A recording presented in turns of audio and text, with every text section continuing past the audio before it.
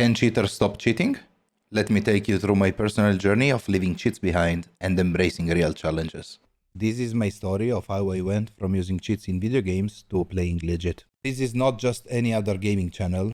This series is all about honesty, personal growth, and enjoying games the right way. So grab a snack and let's dive right in. Let me take you where it all began. I've been a gamer for as long as I can remember, starting with the PlayStation 1 and the Game Boy Advance. My first experience with cheats was in fact on the Game Boy Advance playing Pokemon. Back in the days, I used a device called Action Replay to modify game saves. I remember getting all the rare Pokemons and items I wanted. It felt great, but little did I know, it was setting me on a path that would eventually change my life. Cheating just became a routine part of my gaming experience. In single-player games, I would often use built-in cheat codes to give myself items and progress through the games more easily. Some examples are Tomb Raider or GTA San Andreas, GTA 5, and so on, where you could just input a certain series of keys or,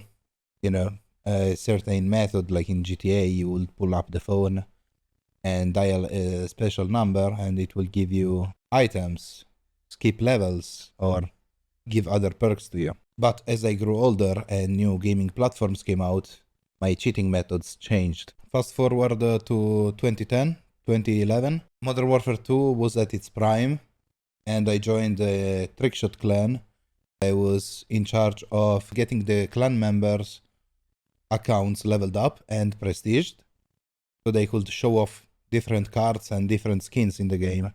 To do this, I had my PS3 jailbroken, so I could host modded lobbies. Then I moved to PC gaming, and my first real experience with cheats on PC, it was with Black Ops 2, and that's where I faced consequences for the first time because of my actions. Multiple accounts got banned, and I realized that cheating had significant downsides. Yet, I still continued, brushing off the financial losses and getting new accounts. Then PUBG came out, and I cheated there too, getting several accounts banned. But let's get back to Tarkov.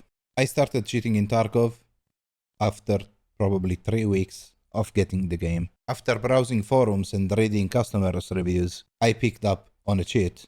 It would set me back 350 euros for a monthly license, and I got banned after 3 weeks of using it. I knew I needed something safer to continue cheating, and then it came, my first experience with radar cheats. After seeing some Meet1G video about a guy using radar, I knew that's what I wanted. I went on their website, bought a license, and joined their Discord. After just a couple of weeks into my monthly license, I decided that was what I wanted, and I got myself a lifetime license from them. After getting the lifetime license, my bond with the community grew stronger, and that's when I asked if they needed a helping hand with the community, and they accepted. That's when I joined the moderation team. I was there to provide customer support with their setups and whatever they needed. After just a couple of weeks, encryption hit. Back when I joined, the radar cheats were working with just 2 PCs and a local VPN between the machines, so we could intercept the network packets from the game and read from them the enemy position, the loot position, and whatever. After the network packet encryption was put in place, the developers knew they had to find a workaround. It was impossible to read the network packets without the encryption key. Later, a method to find the encryption key was found, but it required DMA to read it. At that point, having network packets was pretty pointless, as you could just read them with DMA. So that's where DMA really took off. After a while in Dame Cheaters, I was not happy anymore about how things were handled in there. So I moved to another company, which is still active nowadays, so I will not name drop them. I was introduced there by one of their current moderators, and I quickly joined the support team because they knew how I performed back in Dame Cheaters, and they were happy to have me there as a support member. There has been multiple occasions where I took a break from doing support tickets and support stuff. There was also a time where I dedicated myself to do the radar maps. After 4 years, I decided to leave the cheating world behind, starting from the company I was doing customer support for and any other cheat company where I was customer in.